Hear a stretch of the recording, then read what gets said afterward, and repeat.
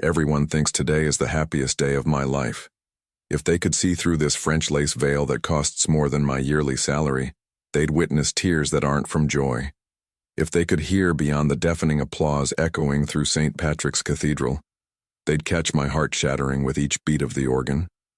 If they could feel past the silk of this Vera Wang dress I never chose, they'd sense how my hands tremble, not from romantic nerves, but from pure terror. But all they see is Valentina Rosewood, the lucky secretary who managed to snag Manhattan's most coveted billionaire. "Do you take Maximilian Ashford Sterling to be your lawfully wedded husband?" the priest asks, his voice echoing through the Gothic arches like a judicial decree. All eyes are on me. 600 distinguished guests, social media cameras, high society reporters. The dress weighs 30 pounds, the Sterling family tiara cuts into my forehead, and these Jimmy Choos are destroying my feet. But none of that compares to the weight of the blackmail that brought me here. Say yes, Valentina, or your sister Sophia will never see daylight again. Maximilian's words echo in my mind like a diabolic mantra. 3 days ago, I was just another anonymous employee at Sterling Laboratories, pipetting samples and dreaming of a master's degree I could never afford. 3 days ago, my biggest worry was whether I could scrape together enough money for Sophia's chemotherapy treatments. 3 days ago, I didn't know my sister had tried to steal confidential company files to sell to competitors. Files that could destroy the Sterling pharmaceutical empire. Files that Maximilian discovered before she could deliver them. My voice fails, and a murmur of expectation ripples through the congregation. Maximilian squeezes my hand with excessive force, his long fingers cold as ice. To everyone present, it looks like an encouraging gesture from a loving groom. To me, it's a silent reminder of what's at stake. He's devastatingly handsome in his black Armani tuxedo, his dark brown hair slicked back with mathematical precision, that sculpted jawline that's graced financial magazine covers. At 32, Maximilian Sterling is the country's most desired bachelor, a business genius who transformed the family company into a global conglomerate. He's also the man forcing me to marry him to protect corporate secrets. 6 months. He whispers so quietly only I can hear, his lips barely moving. Just 6 months and you're free. 6 months. 182 days of pretending to be the happy wife of a man I consider a monster. 182 nights sharing the Sterling mansion on the Upper East Side. 182 lies lived in public. But Sophia will be alive. Sophia will be free. I do. The words leave my mouth like ground glass. The cathedral explodes in applause. Rose petals rain from above, thrown by bridesmaids I don't know, wearing dresses I didn't choose, in a ceremony I never dreamed of. The organ plays the wedding march while tears stream down my face. Tears everyone interprets as happiness. Maximilian lifts my veil with gestures that appear infinitely tender for the cameras.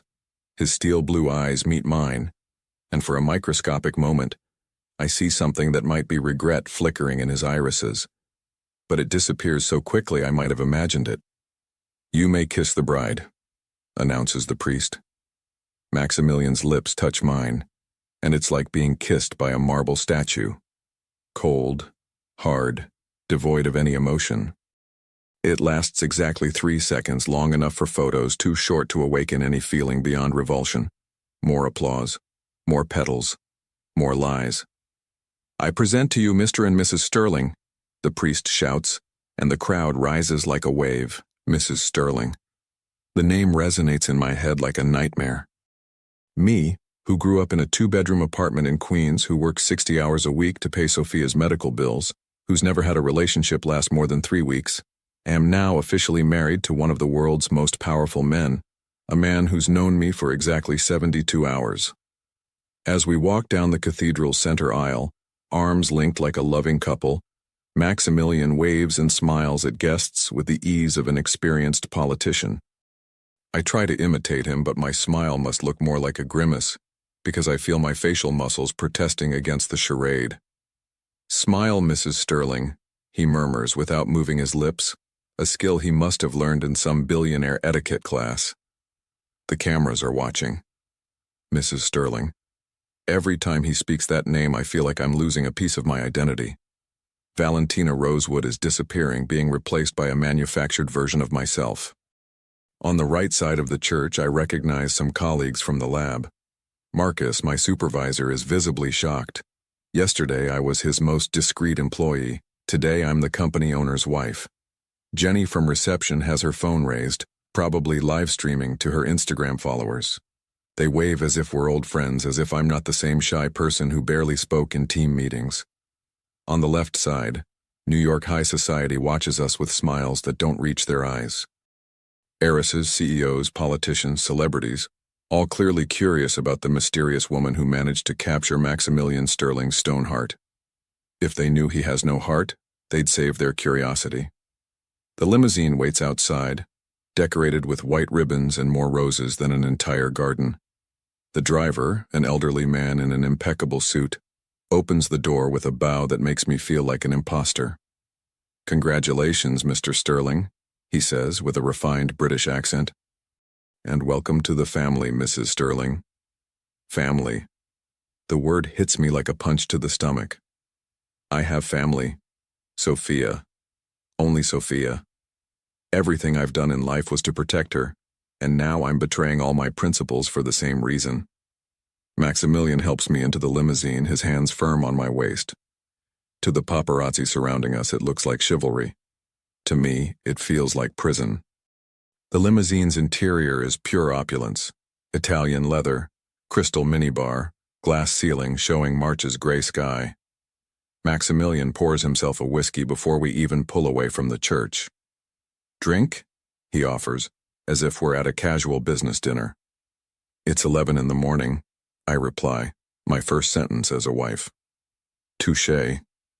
He takes a sip and observes me with those eyes that seem to dissect everything they see. "You did well back there."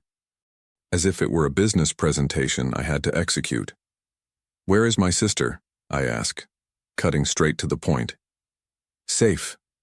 He doesn't elaborate, just swirls the whiskey in his glass as if it were the most interesting thing in the world. "That's not an answer. It's the only answer you're getting today." His tone is final, non-negotiable. "Today you're supposed to be a happy bride.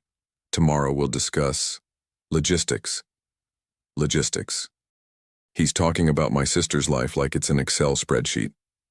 The limousine glides through Manhattan streets toward the Plaza Hotel, where the reception will take place. Through the bulletproof windows, I see people on the sidewalk stopping to watch our procession. Some take photos, others just stare with curiosity.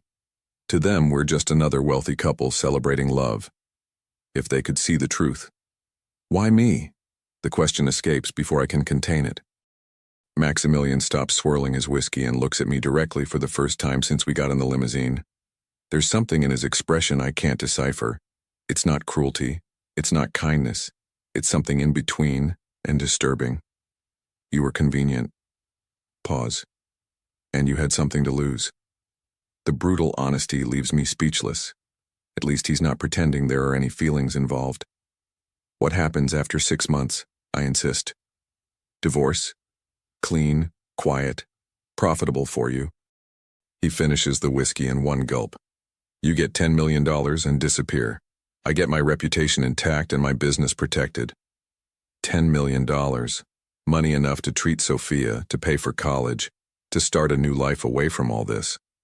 Money enough to make me forget I sold my soul for 6 months. And Sophia? Will be released the day our divorce is finalized, with all charges dropped and her record clean. The car stops in front of the plaza. Outside, I can see a crowd of elegant guests climbing the marble staircase, a red carpet extending from the sidewalk to the main entrance. Photographers prepare to capture our arrival. "Showtime," murmurs Maximilian, adjusting his tie. He gets out first and walks around the car to open my door, a radiant smile appearing on his face as if activated by a switch. Cameras flash, reporters shout questions, guests applaud. I take his offered hand and step out of the limousine, the dress's weight making me stumble slightly. Maximilian steadies me with an arm around my waist, and to everyone present, it looks like the protective gesture of a loving husband. "Smile." he whispers in my ear, or all of this will have been in vain. So I smile. I smile, as if this really were the happiest day of my life. I smile, as if I were in love with the man beside me. I smile as if I weren't counting the days until my freedom. And as we climb the Plaza Hotel stairs, waving to the crowd celebrating our forced union, only one thing becomes clear in my mind. The next 6 months will be the longest of my life. If only I knew they would also be the ones to change everything forever. The Plaza Hotel's grand ballroom has been transformed into something from a fairy tale, if fairy tales involved forced marriages and emotional blackmail. Crystal chandeliers cast rainbow prisms across tables draped in ivory silk, each centerpiece a towering arrangement of white roses that probably cost more than most people's monthly rent. The 12-piece orchestra plays Vivaldi while waiters in white gloves serve champagne that's older than I am. Everything screams elegance, perfection, happiness. I feel like I'm drowning in it. Smile, darling. Maximilian murmurs against my ear as we're announced to the reception. His hand rests possessively on the small of my back, and to our guests, we must look like the picture of newlywed bliss. Your performance in the cathedral was flawless. Don't ruin it now. Performance. That's all this is to him. An elaborate show with me as his reluctant co-star. The next 3 hours blur together like a nightmare wrapped in expensive paper. I shake hands with people whose names I'll never remember, accept congratulations that feel like condolences, and pose for what must be 1,000 photographs. Every smile feels like it's carved into my face with a scalpel. Valentina, darling. A woman with silver hair and diamonds the size of golf balls air kisses both my cheeks. I'm Eleanor Whitman, Max's godmother. You're even more beautiful than he described. I almost laugh at the absurdity. Maximilian probably described me as convenient and expendable. Thank you, Mrs. Whitman, I manage, wondering how many lies I'll tell before this day ends. Please call me Eleanor. We're family now. She beams at Maximilian. How did you keep this romance such a secret, you naughty boy? Some things are worth protecting, Maximilian says smoothly, his arm tightening around my waist. Valentina prefers her privacy. Privacy. Another lie to add to the growing pile. Eleanor leans in conspiratorially. I always knew some special girl would finally tame our Max's wild heart. The way he looks at you. She sighs dreamily. It reminds me of his parents. They had that same magic. I glance up at Maximilian, expecting to see his usual cold calculation, but there's something different in his expression. A flicker of pain? Sadness? It's gone so quickly I might have imagined it.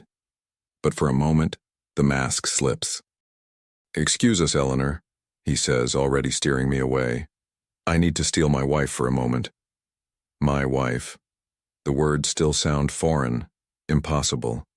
He guides me through the crowd to a quiet corner near the floor-to-ceiling windows overlooking Central Park. The late afternoon sun streams through the glass, and for a moment, I can almost pretend we're just a normal couple at our wedding reception. You mentioned your parents, I say quietly. Eleanor said, Don't. His voice is sharp as broken glass. My parents have nothing to do with this arrangement.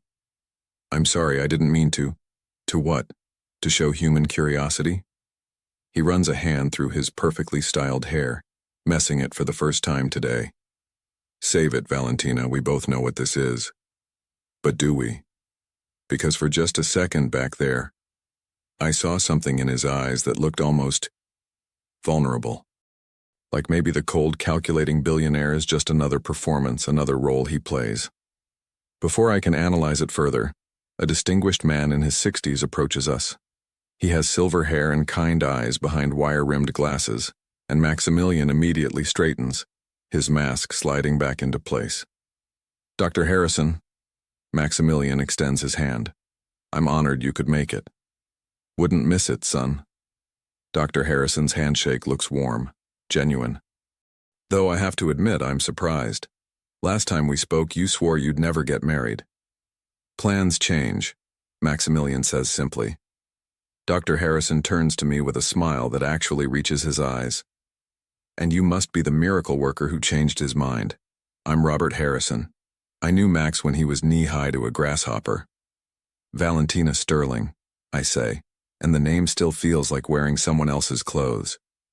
Sterling, eh? Getting used to that. Dr. Harrison chuckles. Don't let this one push you around too much. He's been ordering people around since he was 5 years old. Robert was my father's research partner, Maximilian explains, and there's genuine fondness in his voice. He practically raised me after... He doesn't finish the sentence, but something heavy settles between us. After what? What happened to his parents? Your father would be so proud, Dr. Harrison says softly, and Maximilian's jaw tightens almost imperceptibly. Both of them would. You've built something extraordinary. Built it on their graves, Maximilian mutters so quietly I barely catch it. Dr. Harrison's expression grows concerned. Max?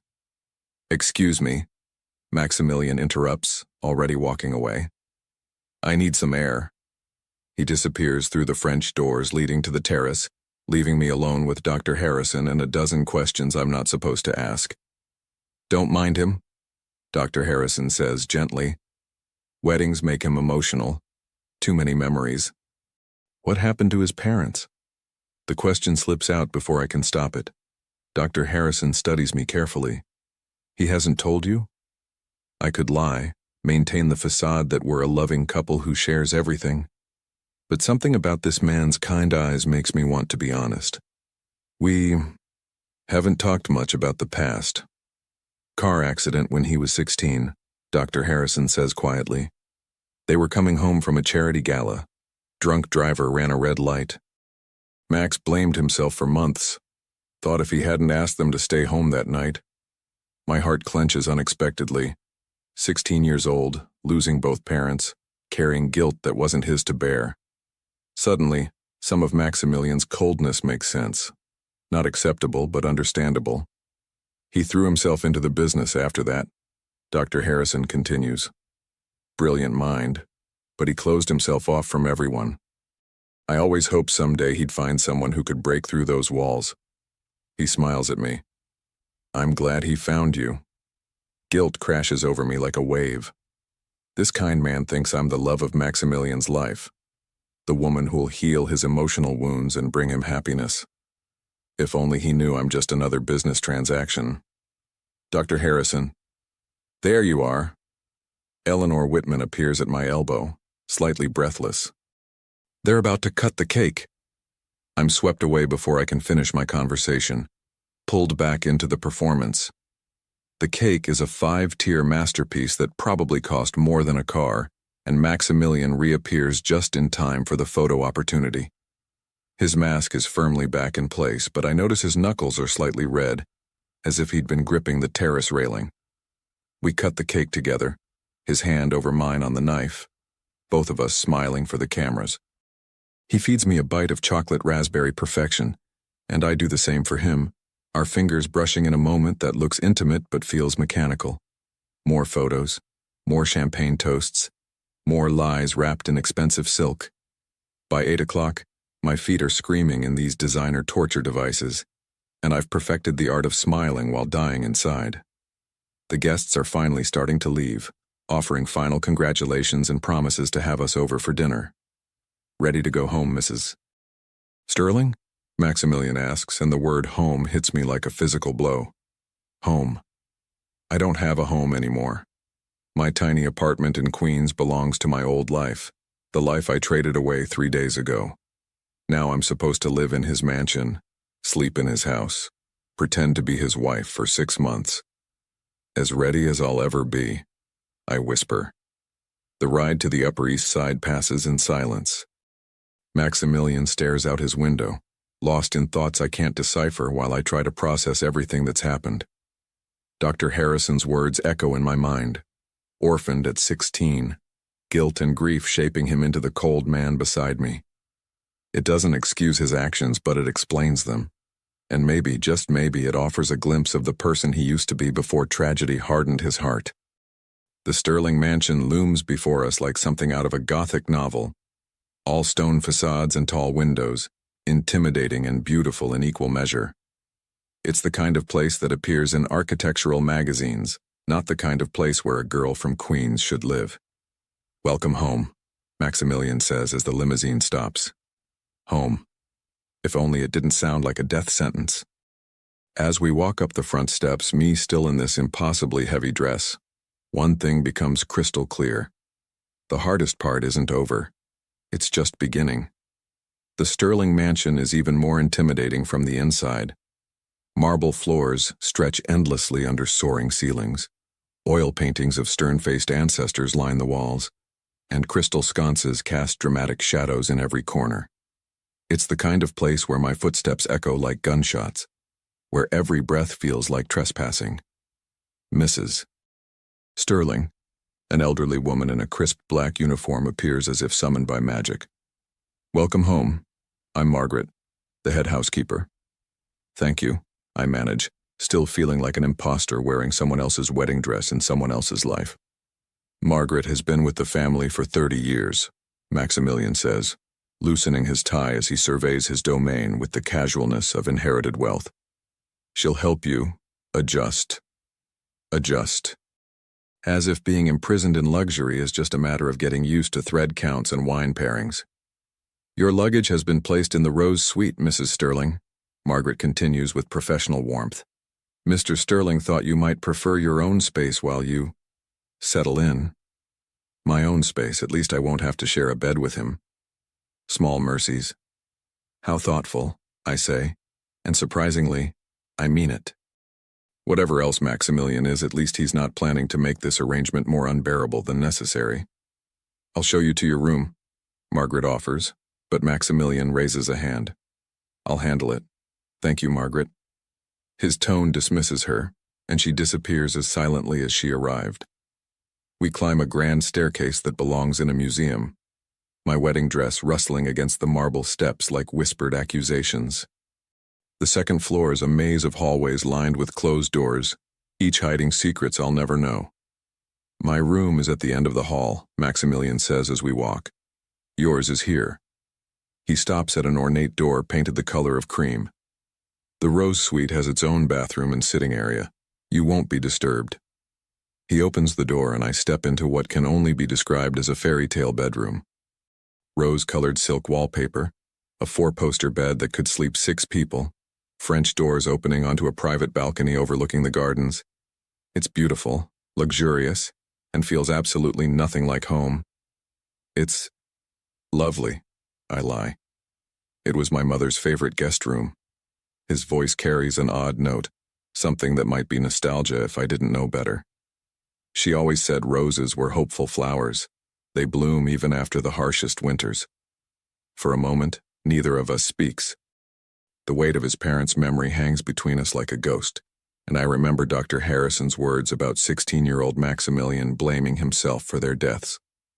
"The contract," I say finally, because I can't handle any more glimpses of his humanity.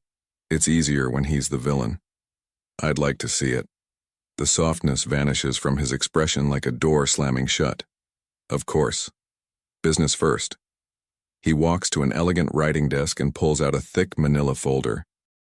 Standard marriage contract with specific termination clauses. I take the folder with hands that only tremble slightly. The papers inside are intimidating, pages of legal jargon and subclauses that might as well be written in ancient Greek. 6 months of marriage, I read aloud. Public appearances as needed. Divorce proceedings to begin on month 6, day 1. Payment of $10 million upon finalization. I look up at him. "What about Sophia?" Page 12. I flip through until I find it. Subject's sister to be released from all legal obligations upon successful completion of contract terms. All charges dropped, records expunged. "She's really safe?" I ask.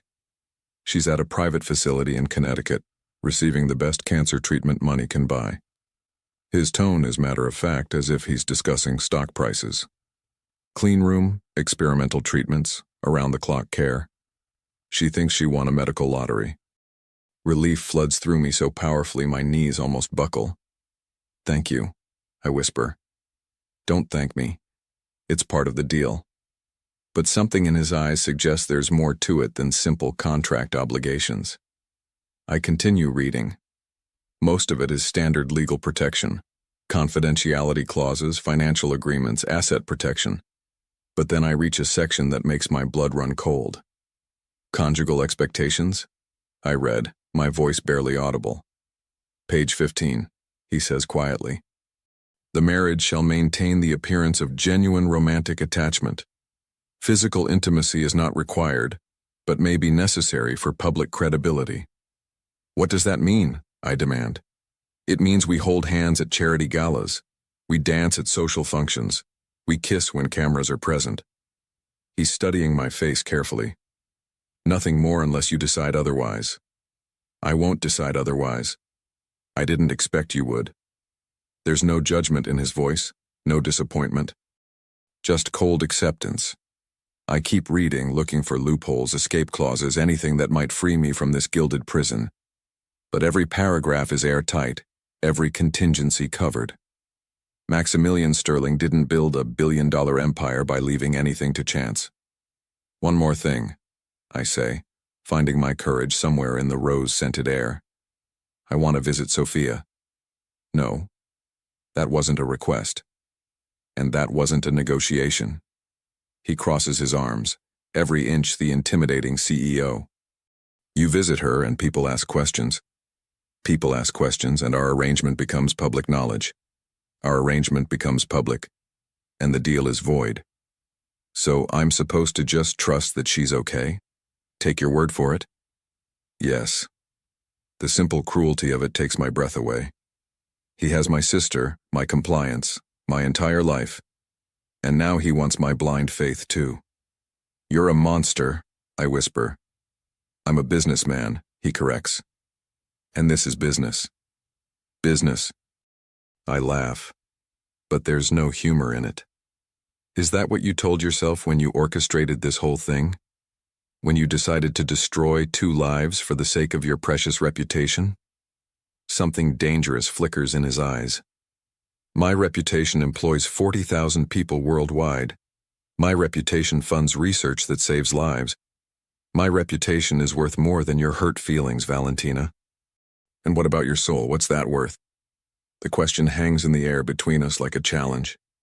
For a moment, I think I see that vulnerability again, that crack in his perfect armor. But then his phone buzzes, and the moment shatters. Excuse me, he says, checking the screen. Business. Always business. He steps into the hallway to take the call, leaving me alone in the rose suite with my golden cage and my impossible contract. Through the French doors, I can see the gardens below. Perfectly manicured lawns and sculpted hedges that probably cost more to maintain than most people's salaries. Everything here is beautiful and cold, just like its owner. I walk to the massive walk-in closet and find it already filled with clothes I've never seen. Designer dresses, tailored suits, casual wear that costs more than my car. All in my exact size, all in colors that complement my complexion. Even my imprisonment has been planned with meticulous attention to detail. A soft knock interrupts my exploration. Mrs. Sterling? Margaret's voice carries through the door. I've brought some tea and thought you might like help with your dress. Please come in. Margaret enters with a silver tray and the practiced discretion of someone who's spent decades managing other people's secrets. She sets the tea on a small table near the fireplace and turns to face me with gentle eyes. 30 buttons, she says, gesturing to my wedding dress. I helped his mother with a similar dress once, many years ago. As she works on the tiny pearl buttons, her fingers swift and sure, I find myself relaxing for the first time all day. There's something comforting about this motherly woman, something that feels genuinely kind in a house full of beautiful facades. Mrs. Sterling, she says quietly as she works. I hope you don't mind my saying, but Mr. Maximilian seems lighter today. Happier than I've seen him in years. Happier? I can't keep the disbelief from my voice. Oh yes, he was practically whistling this morning. She unfastens another button. I've been with this family since he was a boy, and I haven't seen him smile, really smile, since his parents passed. I think about the cold calculation in his eyes, the casual cruelty in his voice, the way he speaks about our arrangement like a hostile takeover. Are we talking about the same person? Margaret chuckles softly. He's gotten very good at hiding his feelings. Had to after the accident, but a mother's heart recognizes happiness when she sees it. The last button comes free and I step out of the dress with relief that feels almost religious. Margaret hangs it carefully in the closet while I slip into the silk robe she's provided. "He's not a bad man, Mrs. Sterling," she says as she prepares to leave. "Wounded, yes. Careful with his heart, absolutely. But not bad." After she's gone, I sit by the window with my tea and try to reconcile her words with the man who blackmailed me into marriage. "Wounded," she said. "Careful with his heart. But what about mine?" Outside, night is falling over Manhattan, city lights beginning to twinkle like earthbound stars. Somewhere out there is my old life, my tiny apartment, my lab job, my simple dreams of graduate school and a normal future. And somewhere in Connecticut, Sophia is receiving treatment that might save her life, paid for by the man I'm supposed to hate. It would be so much easier if the world were just villains and heroes, black and white, good and evil. Instead, I'm trapped in a mansion of gray areas, married to a man who might be saving my sister's life while destroying my own. 6 months, I remind myself. Just 6 months. But as I watch Maximilian's silhouette pass by his window at the end of the hall, I can't shake Margaret's words. Happier than I've seen him in years. Maybe I'm not the only prisoner in this beautiful cage. I wake up in a bed that costs more than most people's cars, in a room that belongs in a magazine, in a life that isn't mine. For a moment, I forget where I am. The silk sheets feel foreign against my skin, and the ceiling above me is decorated with plasterwork so intricate it looks like frozen lace. Then reality crashes back. The wedding, the contract, the 6 months stretching ahead like a prison sentence. A soft knock interrupts my wallowing. "Mrs. Sterling?" Margaret's voice carries through the door. "Breakfast is ready whenever you are." "Coming?" I call, though the idea of food makes my stomach churn. I find clothes laid out for me. Designer jeans that fit perfectly and a cashmere sweater in soft blue that probably costs more than my monthly rent used to. Even my underwear has been replaced with silk and lace creations that make me feel like I'm playing dress-up in someone else's life. The breakfast room is smaller than the formal dining room, but no less intimidating, with floor-to-ceiling windows overlooking the gardens and a table set for 2. Maximilian is already there, reading the Wall Street Journal while sipping coffee from bone china that looks like it belongs in a museum. He's traded yesterday's tuxedo for a charcoal gray suit that probably cost more than my car, his hair perfectly styled, his jaw freshly shaved. He looks like he stepped out of a magazine spread titled, "How to Be Devastatingly Handsome While Ruining Someone's Life." "Good morning," he says without looking up from his paper. "I trust you slept well?" "Like a baby," I lie, taking the seat across from him. In truth, I'd stared at the ceiling until 3 a.m., my mind spinning with everything that had happened. Margaret appears with a plate of eggs Benedict that looks like art, accompanied by fresh fruit arranged in patterns that seem too beautiful to disturb. I pick at it while Maximilian continues reading, the silence stretching between us like a minefield. "We have a charity luncheon today," he says finally, folding his paper with military precision. "The Children's Cancer Research Foundation. We need to make our first public appearance as a married couple." My fork freezes halfway to my mouth. Already? The society pages are already speculating about our whirlwind romance. He makes air quotes around the words, his tone dripping with disdain. We need to control the narrative. And what exactly is our narrative? Love at first sight. You swept me off my feet with your intelligence and beauty. I proposed after 3 months of secret dating because I couldn't bear to spend another day without you as my wife. The story rolls off his tongue, like he's recited it 100 times, which he probably has. Every detail calculated, every emotion fabricated. 3 months? I ask. Long enough to be believable, short enough to explain why no one saw us together publicly. He sips his coffee with the casualness of someone discussing the weather. You'll need to know basic facts about me. Favorite foods, childhood memories, how we supposedly met. How did we supposedly meet? At a coffee shop near your lab. I was there reading research papers. You were there studying for your graduate entrance exams. I was charmed by your dedication and asked you out. The ease with which he spins lies is almost admirable. Almost. What if someone asks about details I don't know? Then you smile mysteriously and say you prefer to keep some things private. People expect newlyweds to be protective of their romance. I push my eggs around my plate, my appetite completely gone.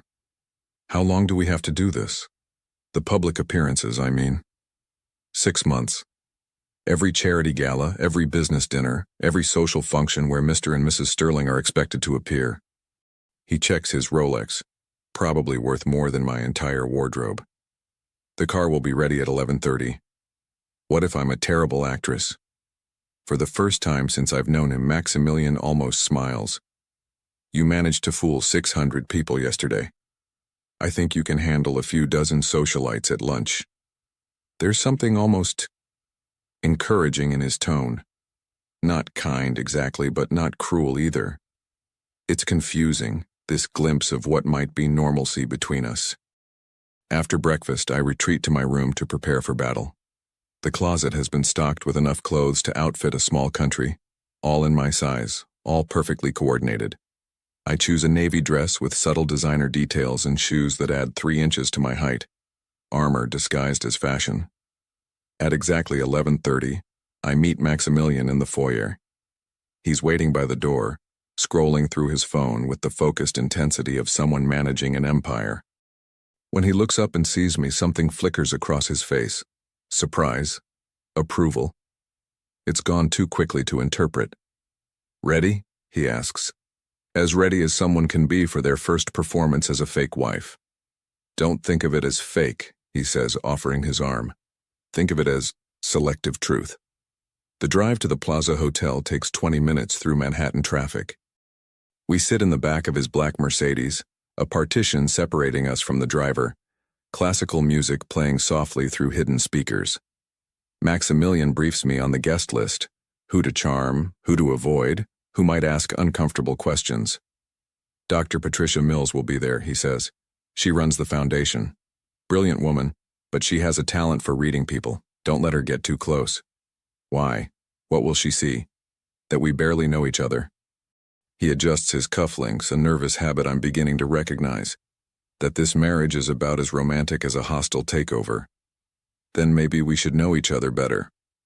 The words come out before I can stop them. He looks at me sharply. Meaning? Meaning if we're going to fool people who are good at reading people, we need more than a fabricated meet-cute story. I turn to face him fully. What's your favorite color? Excuse me? Your favorite color. Wives know these things. I don't have a favorite color. Everyone has a favorite color. I'm not everyone. But he considers the question seriously. Blue, I suppose. Like the ocean near my family's house in the Hamptons. What's your biggest fear? Valentina. What's your biggest fear? I insist. He's quiet for so long I think he won't answer. Then, so quietly I have to strain to hear. Becoming my father. What do you mean? He was brilliant but cold. Successful, but alone. He built an empire but forgot to build a life. Maximilian stares out the window at the city passing by. I swore I'd be different, but here I am, 32 years old, no real friends, no real relationships, blackmailing women into marriage to protect my business interests. The honesty in his voice catches me off guard. This isn't the calculating CEO or the cold businessman. This is something else, something real. You're not your father, I say softly. How would you know? You've known me for 4 days. I know you made sure Sophia got the best possible treatment. I know you gave me my own room instead of forcing intimacy. I know you could have chosen any woman for this arrangement, but you chose someone who had something to lose, which means you're not completely heartless. He looks at me then, really looks at me, and I see something vulnerable in his eyes, something that makes my chest tight. Don't, he says quietly. Don't what? Don't try to find goodness in me, it'll only disappoint you. Before I can respond, the car pulls up to the plaza. Cameras flash outside the windows, and I can see reporters pushing forward with microphones and questions. "Showtime," Maximilian murmurs. And just like that, the vulnerable man disappears and the polished businessman returns. He gets out first and comes around to open my door, offering his hand with a smile that looks completely genuine. To the cameras, we must look like the perfect couple, him devastatingly handsome in his tailored suit, me elegant in my designer dress, both of us radiating the kind of happiness money can't buy. If only they knew. "Mr. Sterling, how does it feel to be married?" a reporter shouts. "Like the luckiest man alive," Maximilian responds without missing a beat, his arm sliding around my waist. "Mrs. Sterling, any honeymoon plans?" I freeze for a split second, then remember my coaching. "We prefer to keep some things private," I say with what I hope is a mysterious smile. The questions continue as we make our way inside, but Maximilian guides me through them expertly, his responses charming and just revealing enough to satisfy curiosity without giving away real information. Inside the hotel, the charity luncheon is in full swing. The ballroom is filled with Manhattan's elite, women in designer dresses that cost more than cars, men in suits that speak of old money and older power. Everyone looks polished, perfect, and slightly predatory. "Remember," Maximilian whispers in my ear as we approach the crowd, "we're madly in love." Then he kisses my temple, and despite everything, the blackmail, the lies, the impossible situation, my heart skips a beat. This is going to be harder than I thought. The charity luncheon is a masterclass in Manhattan social warfare disguised as philanthropy. Crystal glasses clink like tiny wind chimes. Designer heels click against marble floors, and conversations flow in the particular rhythm of people who have too much money and too much time to spend it. I recognize the type from movies and magazines, but being surrounded by them feels like being dropped into an alien civilization. "Maximilian, darling." A woman with silver hair and a Chanel suit that probably costs more than my old annual salary glides toward us. "You absolutely must introduce me to your bride." "Patricia," Maximilian's smile is warm but careful. "I'd like you to meet my wife, Valentina." "Valentina, this is Dr. Patricia Mills, the brilliant woman behind today's fundraiser." "Dr. Moyne." Mills extends a perfectly manicured hand, and I shake it while trying not to remember Maximilian's warning about her ability to read people. "Valentina," she says, and her eyes are sharp, intelligent, searching. "What a lovely name." "Italian." "My grandmother's," I reply, which is actually true. One truth in an ocean of lies. "And what do you do, dear, besides capturing our most eligible bachelor's heart?" The question hangs in the air like a trap. We never discussed my supposed career, and panic flickers in my chest. "Valentina is a researcher," Maximilian says smoothly, his hand finding the small of my back in a gesture that looks supportive, but feels possessive. "Biochemistry. She's brilliant. I fell in love with her mind first." "How romantic," Dr. Mills says, but her tone suggests she finds nothing romantic about it. "And where did you two lovebirds meet?" "A coffee shop," I manage, remembering our rehearsed story. "He was reading research papers and I was studying for my graduate entrance exams." "How serendipitous. And this whirlwind courtship, 3 months from meeting to marriage? That's quite efficient." There's something in her voice that makes my skin crawl. She knows. Somehow she knows this isn't real. "When you know," Maximilian says, and his arm tightens around my waist. "Why waste time on convention when you've found your soulmate?" The word soulmate sounds like broken glass in his mouth, but he delivers it with such conviction that even I almost believe him. "Indeed." Dr. Mills's smile is sharp as a scalpel. "Well, I hope you'll both consider supporting our cause. Children's cancer research is so important, and we need all the help we can get." "Of course," I say quickly. "Any cause involving children's health is close to my heart." "Wonderful. Perhaps you'd consider joining our board. We're always looking for fresh perspectives, especially from someone with your unique background." I can feel Maximilian tense beside me. This wasn't part of the plan. That's very generous, I say carefully. But I'm afraid I'm still adjusting to married life. Perhaps in a few months. Of course, dear. Marriage is such an adjustment, isn't it? Her eyes glitter with something that might be amusement. Especially when it's so sudden. Before either of us can respond, she's gone, swept away by another couple seeking her attention. I feel like I've just survived an interrogation. Well, Maximilian murmurs in my ear. That went better than expected. Better? She practically called us liars to our faces. She suspects, but she can't prove anything. That's the best we can hope for with someone like Patricia. We spend the next hour navigating similar conversations, some easier, some harder, all requiring a level of performance that leaves me emotionally exhausted. I smile until my cheeks hurt, laugh at jokes that aren't funny, and pretend to be madly in love with a man who's essentially holding me hostage. But the strangest part isn't the lying. It's how natural it starts to feel. Maximilian is an excellent actor, I'll give him that. He holds my hand with just the right amount of possessiveness, laughs at my nervous jokes like they're genuinely amusing, and looks at me with an expression that could pass for adoration if you didn't know better. When elderly socialites coo over our love story, he plays along with such conviction that I find myself getting lost in the fantasy. You two remind me of my late husband and myself, says Mrs. Eleanor Whitman, the woman from yesterday's reception. That same electric connection. You can practically see the sparks flying between you. If only she knew the sparks were from friction, not passion. We're very lucky, Maximilian says, and his thumb traces circles on the back of my hand. The gesture should feel clinical, calculated, but instead it sends unexpected warmth up my arm. Young love, Mrs. Whitman sighs. Cherish it, dears. These early days are precious. As she walks away, I catch Maximilian watching me with an unreadable expression. What? I ask. Nothing. You're just a better actress than I expected. Thanks, I think. It was a compliment. We're interrupted by a commotion near the auction tables. A young waiter has tripped, sending a tray of champagne glasses crashing to the floor. The sound of breaking crystal cuts through the elegant chatter and everyone turns to stare. The poor kid can't be more than 20, probably working his way through college, and his face is burning with embarrassment as hotel staff rush to clean up the mess.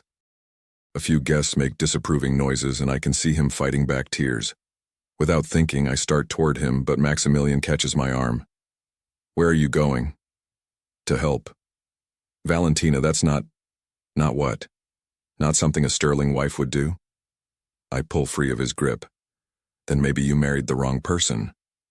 I cross to where the young waiter is still standing, frozen in mortification, ignoring the whispers that follow me.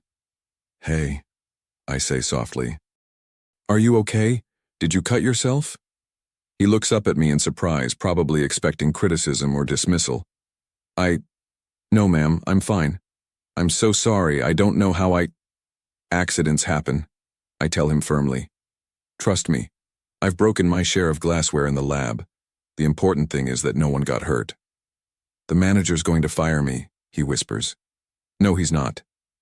I turn to look for said manager and find Maximilian standing beside me instead. Is there a problem? He asks, and his tone is all business. This is Marcus, I say quickly, reading the young man's name tag. He had a small accident, but he's handling it perfectly. Maximilian studies the situation, the broken glass, the terrified waiter, the crowd of society vultures hoping for drama. I can see him calculating, weighing options, deciding what response will best serve his interests. Marcus, he says finally, and his voice is surprisingly gentle. Accidents happen to the best of us. Are you injured? No, sir. Good. Maximilian signals to a nearby hotel manager. Please make sure Marcus gets a 15-minute break after this is cleaned up, and send me the bill for the glasses. The relief on Marcus's face is so profound I almost tear up. Thank you, sir. Thank you so much. As we walk away, I feel something shift in my chest. That was kind, I say quietly. It was practical. Bad publicity if he got fired at our event. But I caught the gentleness in his voice, saw the way he made sure Marcus wouldn't face consequences for an honest mistake. Whatever Maximilian tells himself, that wasn't just about publicity. Of course, I say. Practical. We return to the crowd, but something has changed between us. The performance continues. More handshakes, more small talk, more pretending to be blissfully happy newlyweds. But now there are moments where I forget we're acting. When he laughs at something I say, when his hand finds mine without thinking, when he looks at me and for just a second, I see something real in his eyes. It's dangerous, this forgetting. Dangerous and confusing and completely against my better judgment. By the time we're finally in the car heading home, I'm emotionally wrung out. The adrenaline that carried me through the afternoon is fading, leaving me feeling hollow and strange. You did well, Maximilian says as Manhattan slides past the windows. Better than well, actually. You were natural. Thanks. I lean my head against the cool glass, watching pedestrians hurry along the sidewalks. How do you do it? The constant performing, the lies, the pretending to care about people you've just met? Practice. His voice is quieter now, without the polished charm he wore at the luncheon. Lots of practice. Since your parents died? I feel him go still beside me. Yes. That's exhausting. It's necessary. Is it? I turn to look at him. What you did for Marcus back there, that wasn't performance. That was just decent, human. Don't what? Don't notice that you're not actually the heartless monster you pretend to be? Valentina. There's warning in his voice, but also something else. Something that sounds almost like pleading. I know you don't want me to see it, I continue, but it's there. Under all the ice and calculation and business suits, you're still in there somewhere. You don't know what you're talking about. Maybe not, but I know what I saw today.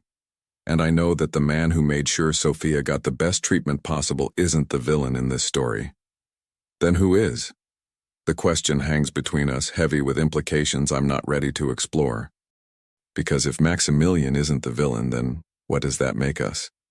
What does it make this arrangement, this marriage, this growing warmth in my chest, when he looks at me like he's seeing something he didn't expect? I don't know. I whisper finally. And that's the most frightening truth of all. As we pull into the driveway of our mansion, I realize something that makes my heart race with panic. I'm starting to care about him. Despite everything, despite the blackmail and the lies and the impossible situation, I'm beginning to see the wounded man beneath the ruthless businessman. Which means the next 5 months and 26 days are going to be even more complicated than I thought. 3 weeks into our arranged marriage, I discover that Maximilian Sterling talks in his sleep.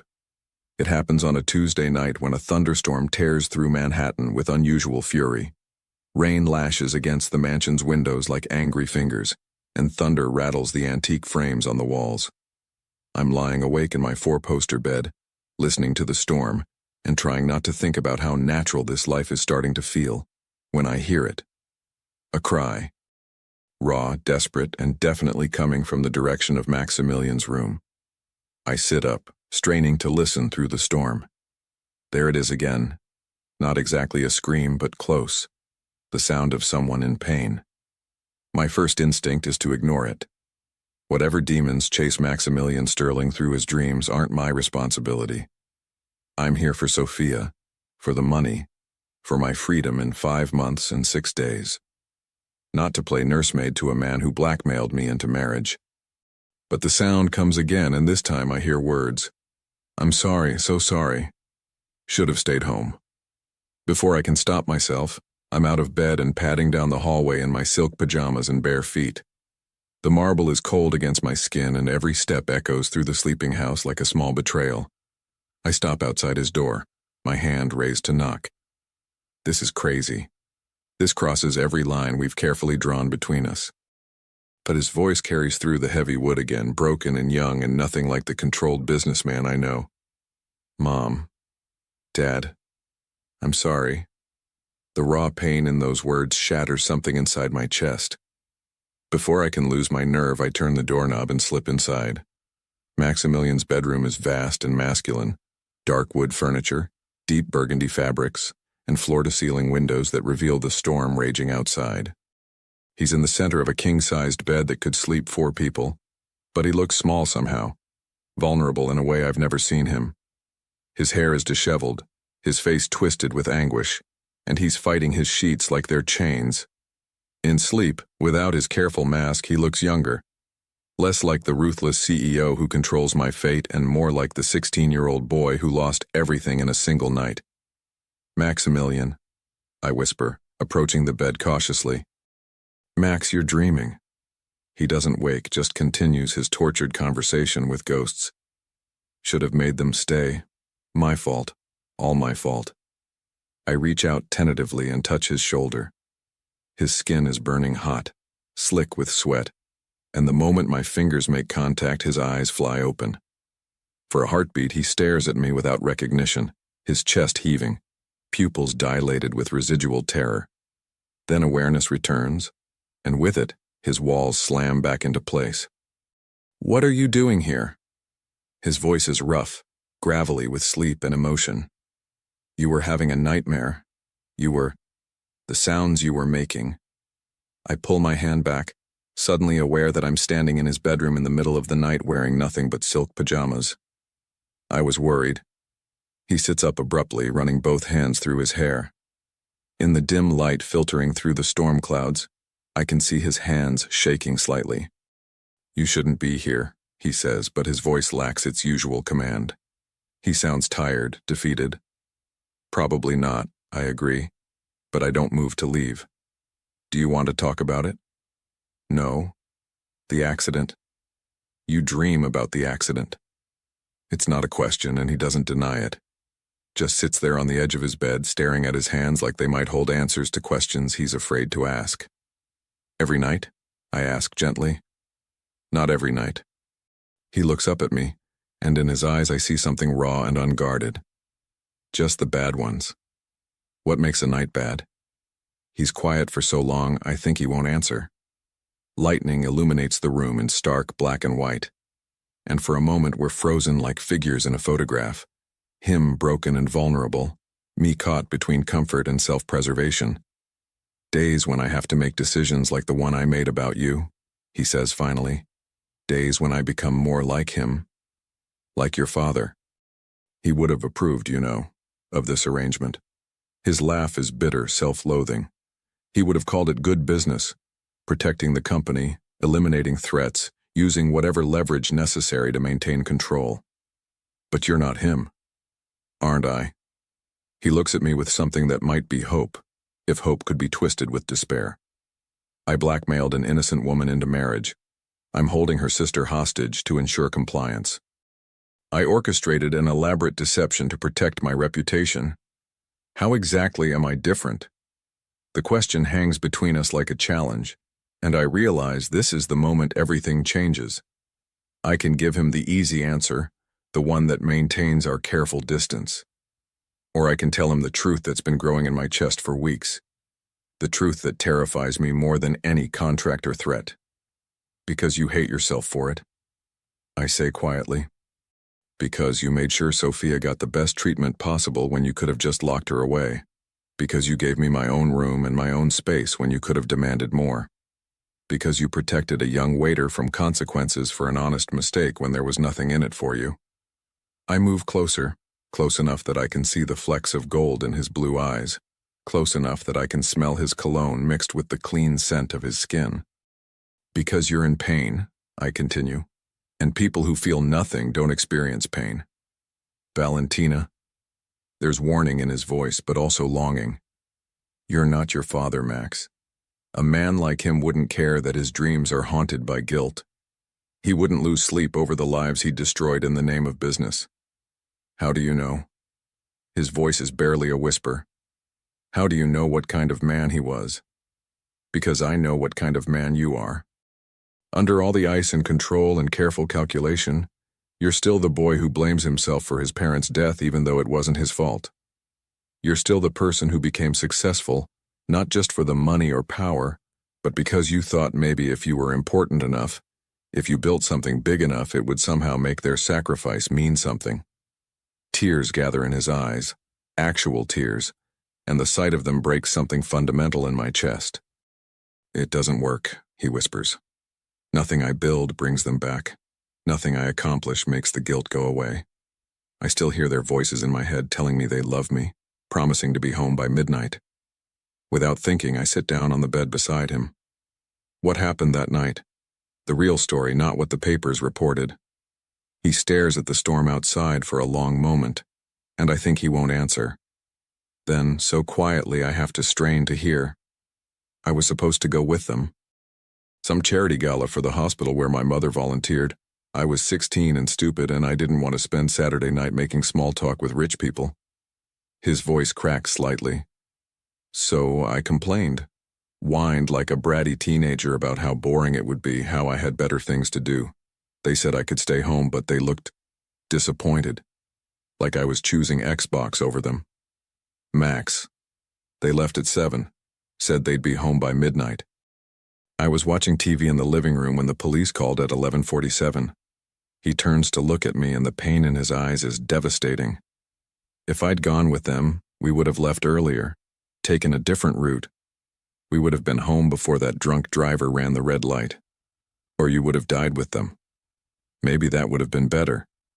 The words hit me like a physical blow. Without thinking, I reach for his hand, covering his fingers with mine. Don't you dare, I say fiercely. Don't you dare say that. Your parents didn't die so you could waste the life they gave you on guilt and self-hatred. You don't understand. I understand that you were 16 years old. I understand that parents are supposed to protect their children, not the other way around. I understand that a drunk driver killed your family, not your decision to stay home and act like a normal teenager. He's staring at our joined hands like he's never seen anything so miraculous. His skin is warm under mine, and I can feel his pulse beating steadily against my palm. 20 years, he says quietly. 20 years of carrying this, and you're the first person who's ever said it wasn't my fault. It wasn't your fault, Max. I squeeze his hand gently. It was never your fault. When he looks up at me, there are tears on his cheeks, and something inside my chest clenches so tightly I can barely breathe. I'm sorry, he whispers, for what I did to you, to Sophia, for the blackmail and the lies and the way I turned your life upside down. I'm so sorry, Valentina. And suddenly I'm crying too, because this moment feels like standing at the edge of a cliff. One step forward and everything changes. One word, one touch, one acknowledgement of what's growing between us, and we can never go back to being strangers playing roles. I know, I whisper back. I know you are.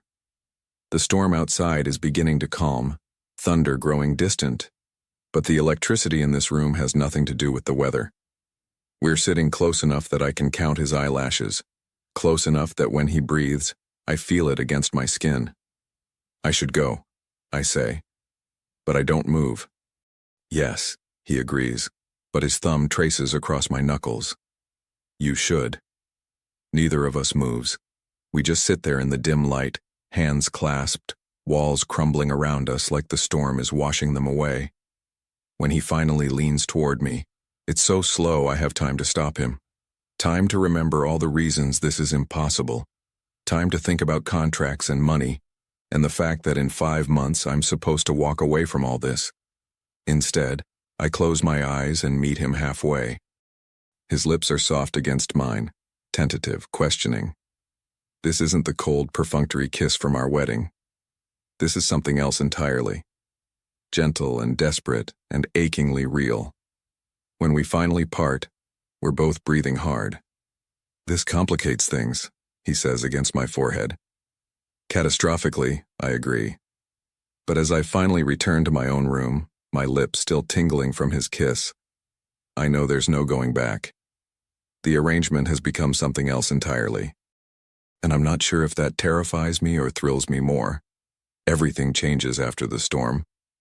The morning sun streams through my bedroom windows like it's trying to wash away the memory of last night, but I can still feel the ghost of Maximilian's lips on mine, still hear his broken whispers echoing in my mind. I stare at the ceiling, tracing patterns in the ornate plasterwork, trying to convince myself that what happened was just a moment of weakness brought on by thunder and tears. It doesn't work. A soft knock interrupts my spiral of confusion. "Mrs. Sterling?" Margaret's voice carries through the door. "Breakfast is ready, and Mr. Sterling asked me to remind you about the museum gala tonight." "Right. The Metropolitan Museum benefit. Another performance, another night of pretending to be blissfully happy newlyweds. Except now the pretending has become dangerously close to something real."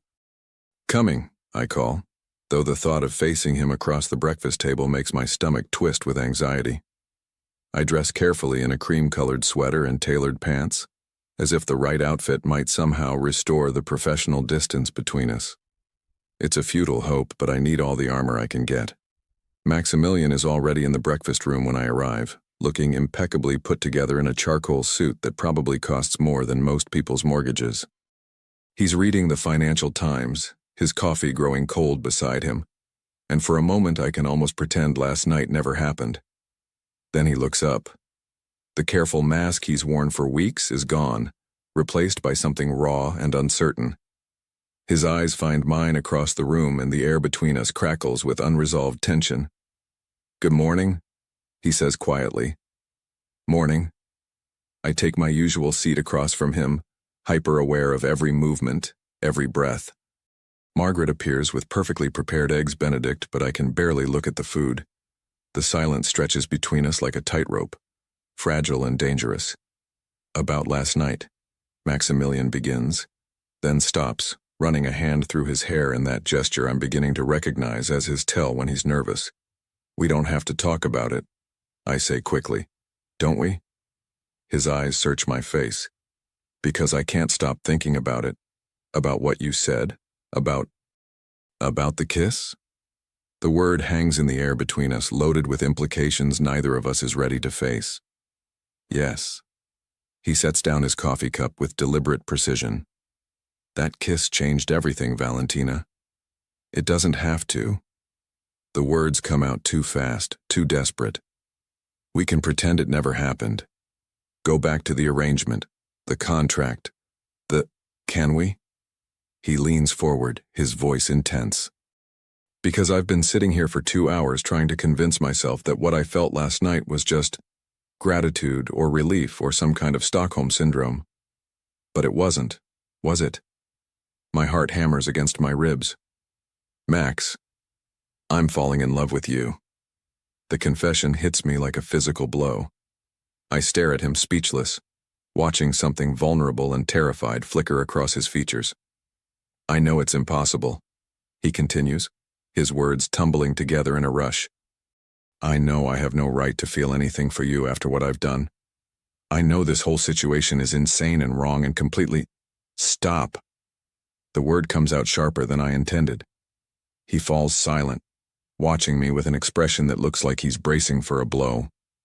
"You can't just—" I stand up abruptly, pacing to the window. "You can't just say that. You can't drop that bomb and expect me to know what to do with it." "I'm not expecting anything," he says quietly. "I just needed you to know." "Why?" I whirl around to face him. "Why did I need to know that? What am I supposed to do with that information?" "I don't know." He stands too, and suddenly the room feels too small, the air too thin. "Tell me you feel nothing. Tell me last night was just pity or curiosity or—" I can't. The admission tears from my throat like a physical thing. We stare at each other across the breakfast room, the morning light casting long shadows between us. This is the moment when everything changes, when we step off the cliff and either learn to fly or crash spectacularly. "This is insane," I whisper. "Completely," he agrees. "You blackmailed me into marrying you." "I did." "You're holding my sister's freedom hostage." "I am. I should hate you." "You should." He takes a step toward me. "Do you?" The question hangs between us, simple and complex all at once. Do I hate him? The man who destroyed my life? The man who's shown me kindness I never expected? The man who kissed me like I was precious, like I was the answer to prayers he never thought he deserved to pray. I don't know what I feel, I say finally. Everything is so complicated, and I can't think straight when you look at me like that. Like what? Like you actually see me. Not just the convenient pawn in your corporate chess game, but me. He closes the distance between us in 2 strides, stopping just close enough that I can smell his cologne, can see the flecks of gold in his blue eyes. I do see you, he says softly. I see a woman who works 60 hours a week to pay for her sister's medical bills. I see someone who shows kindness to strangers, who stands up for people who can't protect themselves. I see someone who forgave a broken man his sins when she had every right to let him suffer alone. Max, I see someone beautiful and brilliant and brave enough to walk into the lion's den for someone she loves. His hand comes up to cut my cheek, his thumb tracing the line of my cheekbone. I see the woman I love. Before I can respond, his phone buzzes insistently from the table. He ignores it, his eyes never leaving mine, but it buzzes again and again. You should answer that, I say, though every fiber of my being wants him to ignore it, to stay in this moment where honesty lives between us. With obvious reluctance, he steps back and checks his phone. I watch his face change, watch the color drain from his features as he reads. What is it? I ask, though his expression already tells me it's nothing good. He looks up at me, and I see something that might be panic flickering in his eyes. It's my head of security. Someone's been asking questions about our marriage, digging into our background. The words hit me like ice water. What kind of questions? The kind that could expose everything. He's already moving, grabbing his jacket from the back of his chair. I need to get to the office. We'll have to postpone this conversation until... No. The word comes out fierce, surprising both of us. No more postponing. No more running away every time we get close to something real. Valentina, you don't understand. If this gets out, then we deal with it, together. I step toward him, my hands finding the lapels of his jacket. You just told me you love me. Was that real, or was it just another performance? His hands cover mine, warm and steady. It was real. It's the most real thing I've felt in 20 years. Then trust me. Trust us. Whatever's happening, we'll figure it out. For a moment, he just stares at me, and I can see him warring with himself. The part that wants to protect me battling with the part that's learned to handle everything alone. There's something else, he says finally. Something I should have told you weeks ago. My stomach drops. What? Your sister? She wasn't just trying to steal company secrets. He takes a deep breath. She was trying to steal them for me. The world tilts sideways. What? I hired her, months ago through intermediaries. I needed information about our competitors' research, and she had access to files at her previous job. His voice is careful, controlled. She was supposed to deliver the documents and disappear, but something went wrong and she ended up with sterling files instead. I can't breathe, can't think, can't process what he's telling me. You're saying this whole thing was my fault from the beginning, yes. He looks like the confession is physically painful. She wouldn't have been in that position if I hadn't put her there. She wouldn't have needed the money if I hadn't... If you hadn't what? My voice is dangerously quiet. If I hadn't made sure her insurance claim was denied, if I hadn't arranged for her treatment costs to skyrocket so she'd be desperate enough to take the job. The room spins around me. Every word he's saying is like another nail in the coffin of whatever foolish hope had been growing in my chest. You orchestrated everything, I whisper. Her desperation, her crime, my compliance, all of it. Yes. And last night? Your apology, your confession, I can't even say the word love. It tastes like poison now. Was real, he insists, reaching for me. Everything I said was real. I step back and he drops his hands like I've burned him. No, I say, my voice growing stronger with each word. No, you don't get to do this. You don't get to manipulate my entire life and then claim you love me. You don't get to manufacture a crisis and then play the hero. Valentina, please, I believed you. Tears are streaming down my face now, and I don't care. I actually started to believe that maybe you weren't the monster I thought you were. I started to think that maybe this insane situation could become something real and beautiful, and it can be, he says desperately. It is real. What I feel for you is built on lies. The words explode from me with such force that he takes a step backward. Every single moment between us has been built on lies you constructed. Even my feelings for you are just Stockholm Syndrome or some sick psychological response to the cage you built for me. That's not true, isn't it? I laugh, but it's sharp and broken. How would I know? How would I know what's real when the man I'm falling for is the same man who destroyed my sister's life to get to me? The admission that I'm falling for him slips out before I can stop it, and I see hope flicker in his eyes. It makes me even angrier. 6 months, I say, my voice deadly calm now. That was the deal. 6 months of playing your devoted wife, and then I disappear with enough money to start over. I intend to honor that contract, Mr. Sterling. But don't you ever, ever pretend that what's between us is anything more than the business arrangement you designed it to be. I turn to leave, but his voice stops me at the door. The museum gala tonight, we still have to. I'll play my part, I say without turning around. I'll smile and laugh and pretend to be madly in love with you. But that's all it will be, Max. Pretending. Just like it was always supposed to be. I walk out before he can respond, my heart shattering with every step. Because the cruelest irony of all is that even knowing the truth, even understanding the full scope of his manipulation, I don't think I can stop loving him. And that might destroy me more than any contract ever could. The Metropolitan Museum Gala is a glittering testament to Manhattan's elite, but I feel like I'm sleepwalking through a beautiful nightmare. Crystal chandeliers cast prismatic light across marble floors, while men in $1,000 tuxedos and women dripping in diamonds move through the halls like exotic birds displaying their plumage. The air hums with the particular energy that comes when too much money and power gather in one place. Maximilian and I perform our roles flawlessly. We smile, we laugh, we dance to the string quartet like we're floating on air instead of drowning in lies. His hand on my back feels like fire, his smile when he looks at me so convincing that even I almost believe it's real. Almost.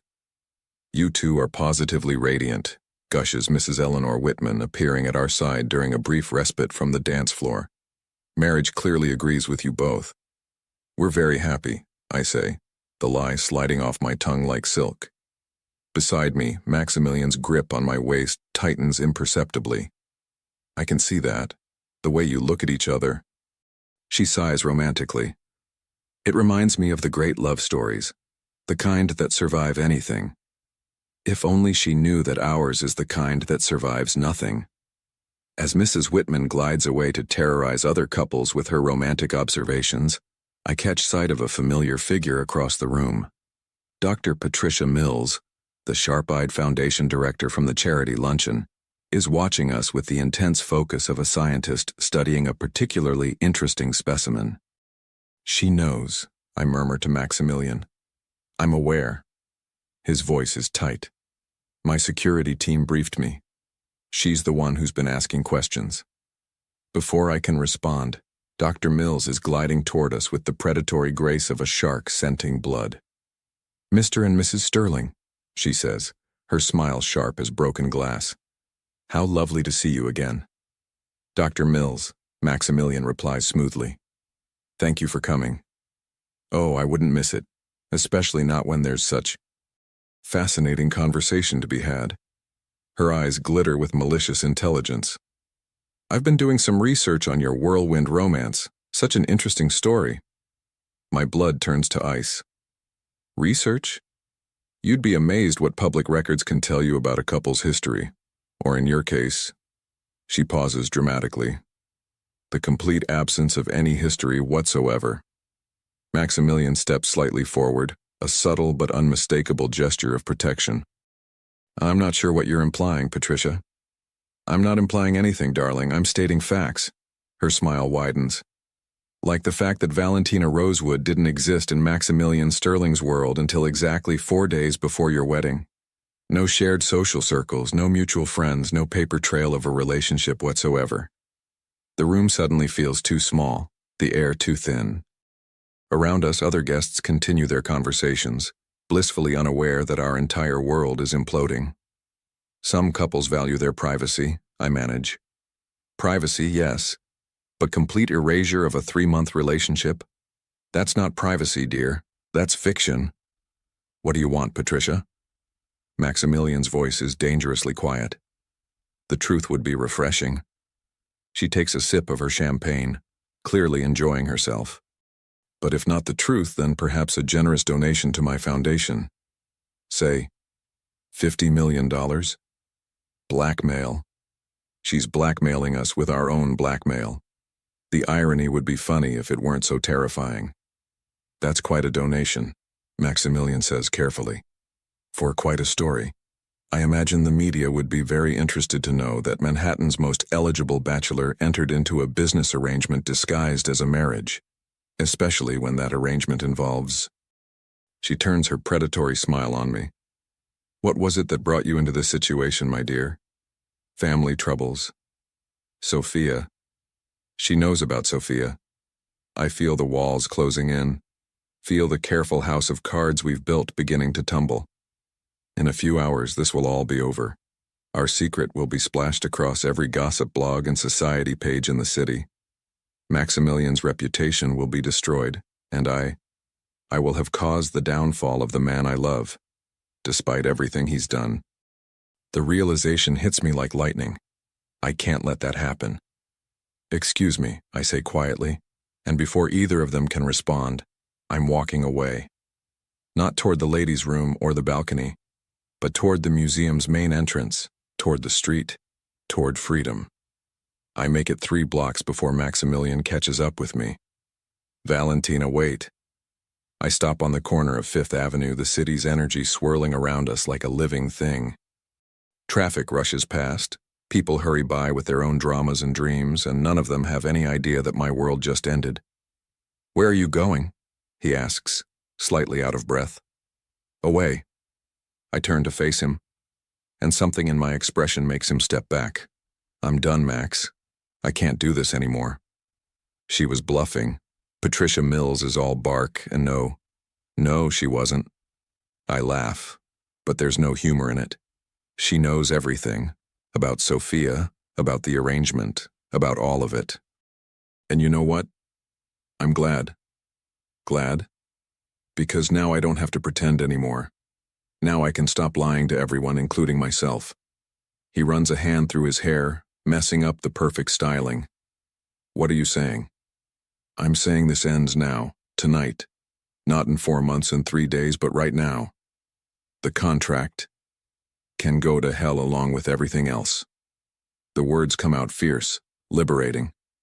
I won't be party to this charade anymore. I won't smile and laugh and pretend to love a man who systematically destroyed my life just to manipulate me into his bed. He stares at me. You think this was about sex? What else could it be about? You. The word explodes from him with such force that several passers-by turn to stare. It was about you, Valentina. All of it. Right. The convenient, expendable, easily manipulated me. The brilliant, beautiful, brave woman who made me feel human again for the first time in 20 years. We're shouting at each other on a Manhattan street corner like characters in a movie, and I don't care who's watching. Then why? I scream back. Why the elaborate lies? Why the manipulation and blackmail? And because I'm a coward, his voice cracks. Because I knew that if I walked up to you in that lab and asked you out for coffee, you'd probably say no. Because I knew that if you got to know the real me, the cold, calculating, emotionally stunted billionaire, you'd run as far and as fast as you could. I stare at him, speechless. So I created a situation where you couldn't run. He continues, his voice quieter now. Where you'd have to stay close enough for me to try to become someone worth loving. Max, I fell in love with you the first time I saw you in that lab, he says, and there are tears on his cheeks. You were so focused, so passionate about your work.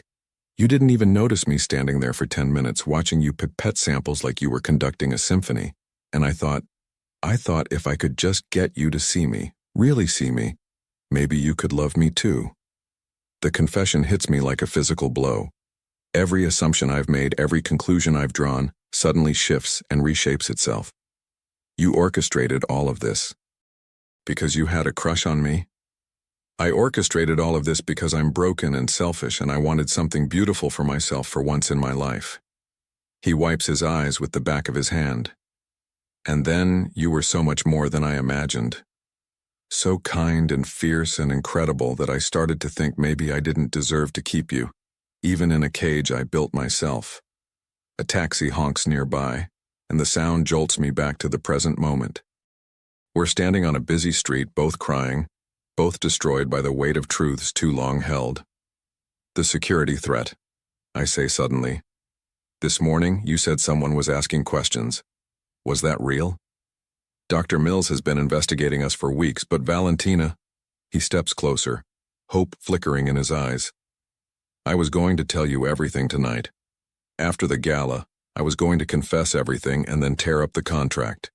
Set you free. Why? Because I love you too much to keep you in a cage, even one gilded with gold. The words hang between us like a bridge, fragile and terrifying and beautiful. I can't trust you, I whisper. I know. I don't know what's real anymore. I know. I'm falling apart. I know. He reaches out tentatively, his fingers brushing away a tear from my cheek. But maybe we could fall apart together, and then figure out how to put ourselves back together, honestly this time. I close my eyes, feeling the weight of the decision before me. I could walk away right now, disappear into the crowd, start over somewhere else, forget I ever knew a man named Maximilian Sterling. It would be the smart choice, the safe choice, or I could take the biggest risk of my life. If we do this, I say finally, opening my eyes, it has to be real. No more lies, no more manipulation, no more contracts. Just us, he agrees, and Sophia has to know the truth. All of it. She will. And you have to get help. Therapy, counseling, whatever it takes to make sure you never use someone's desperation against them again. Already scheduled, he says. And I see he's serious. I take a deep breath, feeling like I'm standing at the edge of a cliff again, but this time I'm not afraid to jump. Okay, I whisper. Okay? Let's fall apart together.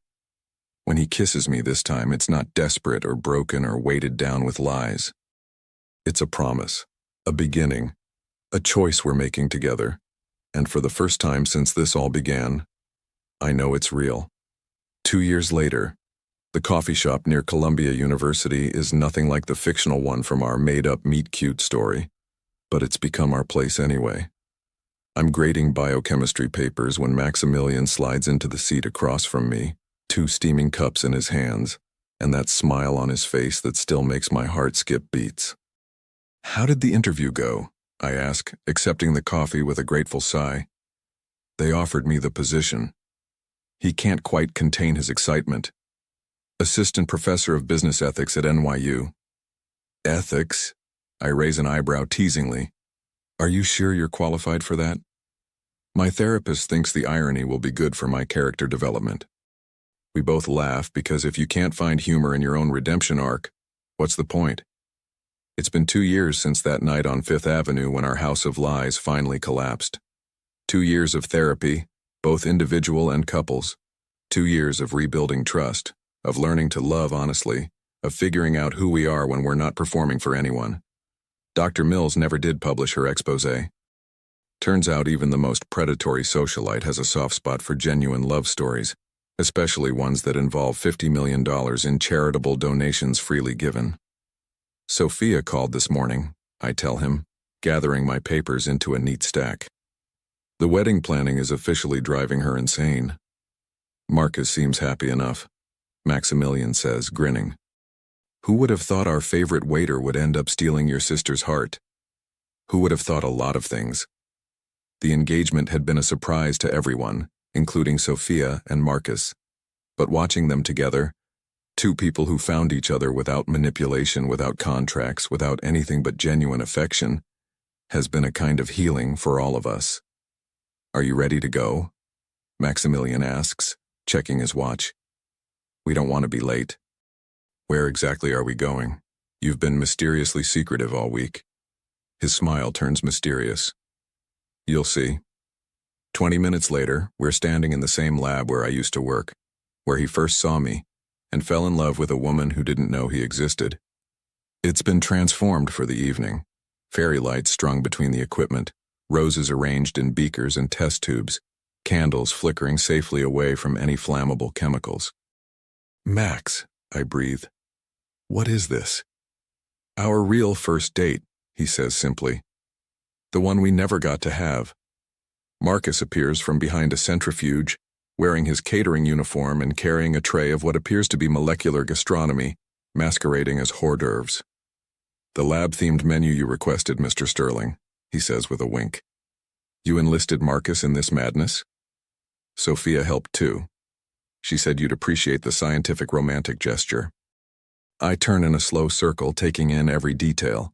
The periodic table decorated with our photos, the equations on the whiteboard that spell out, "I love you," in chemical formulas, the dinner table set up between the microscopes and the spectrophotometer. "This is completely ridiculous," I say. "Completely," he agrees. "And impossibly romantic." I was hoping for that too. As Marcus sets up our dinner and discreetly disappears, Maximilian takes my hands in his. His wedding ring catches the fairy lights. We'd remarried 6 months ago, this time with real vows and real feelings and real joy. 2 years ago I made the worst and best decision of my life, he says. I manipulated you into marrying me, and it was unforgivable. But it also brought you into my world, and that was the greatest gift I never deserved. Max, let me finish. He squeezes my hands gently. I know we've had this conversation before, but I need to say it again. I'm sorry. I'm sorry for the lies, for the manipulation, for the pain I caused you. I'm sorry it took me so long to realize that love isn't something you can engineer or control or force into existence. But you can choose it, I say softly, completing the thought we've shared many times. Every day we can choose it. Every day, he agrees. We eat dinner surrounded by the tools of scientific discovery, talking about everything and nothing, his new teaching position, my PhD thesis, Sophia's wedding plans, the foundation we're starting together to help families afford medical treatment.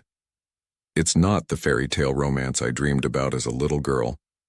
It's messier, more complicated, built on the ashes of mistakes and the slow work of forgiveness. It's also the most real thing I've ever experienced. As we're packing up the fairy lights and blowing out candles, Maximilian pulls me close. Any regrets? He asks. The question he always asks, the one that used to terrify me. Just one, I say, and his face falls slightly. What? I smile, reaching up to cup his cheek. I regret that it took us so long to be honest with each other. We had to learn how first, he says, leaning into my touch. True, but think of all the time we wasted pretending. Not wasted, he says, kissing my palm. Invested. We needed that foundation of lies to build something true on top of it. That makes no sense. Nothing about us makes sense. And yet here we are. Here we are. He agrees. As we leave the lab together, hands intertwined, I think about the contract that started all of this. 6 months of pretending to love each other, $10 million, and a guarantee of freedom at the end. We got the freedom part right, at least. Just not the kind either of us expected. Sometimes the best love stories are the ones that begin with the worst possible circumstances. Sometimes you have to lose yourself completely before you can find the person you're meant to become. And sometimes, if you're very lucky, you get to fall in love twice with the same person, once with who you thought they were, and once with who they actually are. Both versions are beautiful in their own way, but only one of them is real. And real, I've learned, is always worth the wait.